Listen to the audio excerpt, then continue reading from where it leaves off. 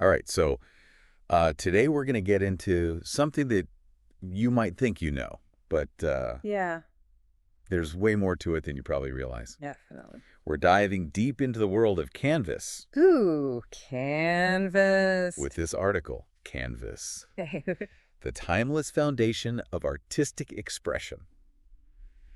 And, Oh, okay. when we say canvas, we all kind of picture the same thing, Right. but it's got this whole history, this whole world of types and techniques. Right. It's so fascinating how something that seems so simple can have this like massive impact on art history. Yeah. It's not just what you paint on. Right. It's like this partner in crime. It's foundational to so many masterpieces. Like Yeah. its durability, the different ways you can use it, Yeah. and that texture. Yeah. Artists have been drawn to that for centuries. Yeah, I never really thought about it that way. Like, Yeah. it's a partnership with the artist. It is, It's yeah. not just like a blank slate. Right. It's Oh, like this foundational element, the article says. well, yeah, think about it. Those massive pieces, those huge murals you see in museums, Right. those need like a rock solid base to hold all that weight. Right. And that's what canvas does. It's sturdy enough to support those huge creations, but also flexible enough Mm-hmm. to work with all these different styles. Okay, so that makes sense for like the huge, museum pieces. Right. But what about smaller pieces? Yeah. Is canvas still necessary? It can be, even on a small scale, the texture adds something special. Okay. You can see it in how the paint sits on top and the light plays on it. Oh. Plus, there are so many different types of canvas. Oh, really? Like linen and cotton, each with its own purpose and kind of personality. Wait, canvas has a personality. Now you have to explain this. Okay, so picture this. Okay. You've got linen, which comes from flax plant fibers. Right. This is like the high-end, the luxury option. Okay. It's super strong, and the fibers are woven really tight. Yeah. So it holds oil paint really well for centuries. Wow. It won't crack or yellow. So for artists making pieces to last for generations, linen is the gold standard. Wow. So linen is like the archival quality. It's like the heirloom. Exactly. Okay, so where does that leave cotton canvas? Yeah, so cotton definitely has a place. Okay. It's more budget-friendly, and it comes in a wider range of weights and textures. Okay. So it's great for beginners who are like experimenting and trying out different techniques. Right. It's like you don't need museum quality if you're just learning. Exactly. That makes sense. Mhm. Okay, so you've got all these different types of canvas, but the article also talks about primed canvas. Right. Now that sounds kind of technical. What does that mean? So priming is basically giving the canvas a protective coat. Okay. It's usually gesso, and it's like prepping the canvas for its grand debut. Okay. It keeps the paint from soaking straight into the fibers and gives you a smoother surface, Okay. which is especially helpful for oil and acrylic paints. So primed canvas is like the prepped and polished version. Exactly. Ready for action. So does that mean there's like an unprepped option too? There is. Yeah, it's called unprimed canvas. Okay. It's like working with raw talent, a bit more unpredictable, Mhm. but you can get some really cool effects with it. Okay. The way it absorbs the paint gives you unique textures, Mm. more of an organic feel. Wow. But you have to handle it carefully so you don't damage it. Interesting. So you've got all these different types of canvas and then the choice of primed or unprimed. Yeah. But the article also talks about canvas boards and panels. Right. Is that just a fancy way of saying the same thing? Not quite. Okay. Boards and panels have this rigid support. It's almost like a portable easel. Oh. It's made by attaching the canvas to something sturdy, Okay. like wood or MDF. Okay. And this makes them great for painting outdoors. Oh, outside. Yeah, it's called plein air painting. Plein air. Yeah. Okay. I've heard that term, but never really knew what it meant. So before canvas boards and panels, artists had to lug around these big easels and heavy canvases. Yeah. It was really tough to move around. Yeah. Imagine trying to catch a sunset with all that gear. Yeah. That doesn't sound easy. No, these portable supports let artists go out and paint anywhere, Wow. really immerse themselves in the scene. That's cool. It revolutionized landscape painting, Huh. brought a new level of realism and authenticity. Wow. I never thought about that. Like, Yeah. just something as simple as a portable canvas could change art history. Exactly. That's wild.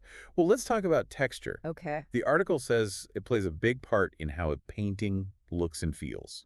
Yeah, texture is like the visual language of the canvas. It conveys emotion and depth. Think of Van Gogh's Starry Night Yeah. with those thick, swirling brushstrokes that techniques called impasto, Wow. where the paint is layered on really thick, creating that sense of movement and energy. Yeah. Then you have Vermeer, who's known for these smooth, luminous surfaces. Right. He used glazing, layering thin washes of paint to build up depth and luminosity. Wow. So it's not just the type of canvas, it's how the artist uses the paint on it. Right, it's like sculpting with paint.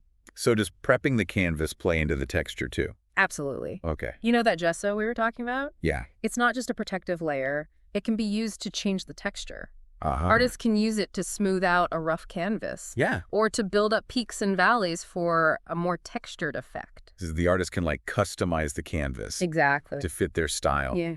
That's really cool. Yeah, it gives them a lot of control. Makes me wonder how all this has changed over time.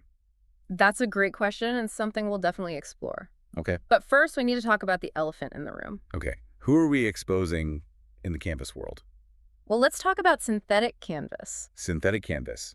Okay. That doesn't sound very fancy. It's not quite as romantic as linen, is it? Not really. But there's a reason it exists. Okay. I'm listening. It's all about practicality Okay. and accessibility. Synthetic fibers like polyester, Right. they're way more resistant to moisture and changes in temperature. Okay, so they're tougher. Yeah, and they're usually cheaper than natural fibers, too.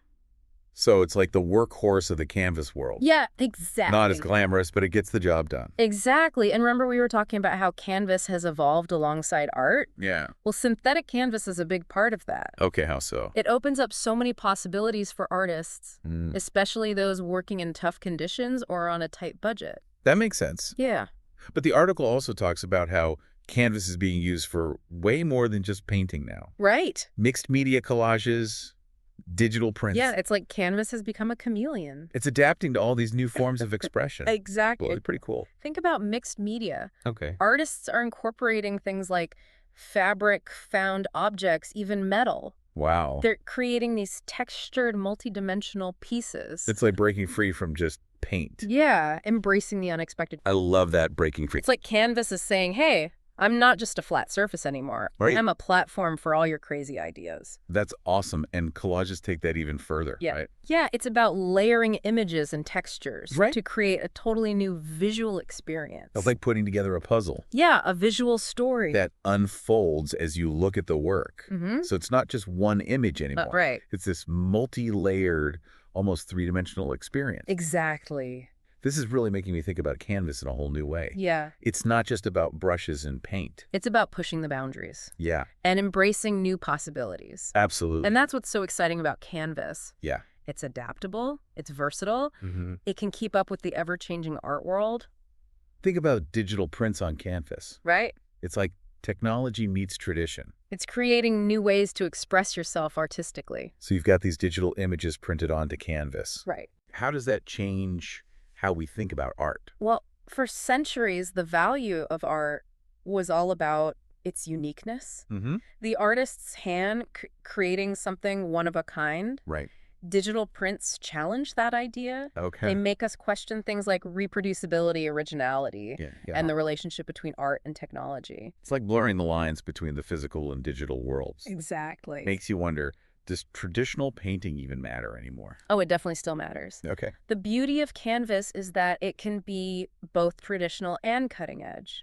It's a bridge between the past and the present, Yeah. a space where artists can honor their roots while still innovating. I love that a bridge between the past and the present. Yeah. It really shows how powerful canvas is as a medium. Mm-hmm. So we've got this amazing material. It's stood the test of time. Yeah. It's embraced new technologies, Mm-hmm. and it's become this platform for endless creative exploration. Exactly. What a legacy. It is. But I'm curious, beyond all the history and the technical stuff, Right.